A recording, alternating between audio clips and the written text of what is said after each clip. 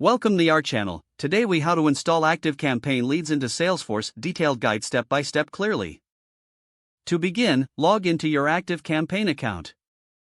Navigate to the automations section from the main dashboard. Select the automation from which you want to send leads to Salesforce. Click on the Edit button to enter the automation builder. Locate the last action in your automation. Add a new action by clicking on the plus sign. Choose the webhook option from the drop-down menu. You will see a field where you can enter your webhook URL. Open your Salesforce account in a new tab. Go to Setup in the upper right corner of the Salesforce dashboard. In the Quick Find box, type webhooks. Select Outbound Messages under Integrations. Click on New Outbound Message.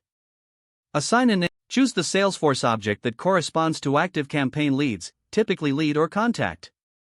In the endpoint URL field, enter the webhook URL from ActiveCampaign.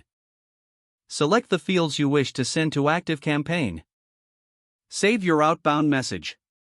Now, copy the generated WSDL URL provided by Salesforce. Go back to ActiveCampaign and paste this WSDL URL into your webhook field.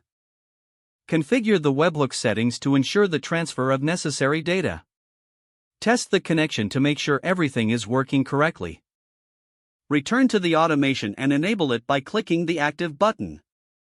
Monitor the automated process for errors or issues in both ActiveCampaign and Salesforce.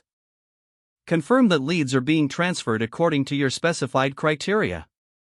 Adjust the automation settings as needed for optimal performance.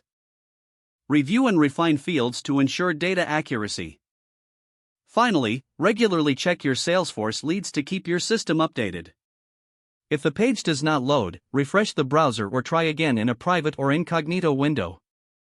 Make sure you are using the correct email address, then retype it carefully to avoid small typos. If your password is not accepted, use the reset option and create a new strong password you can remember. Check your spam folder for verification or security emails, then complete any requested confirmation steps.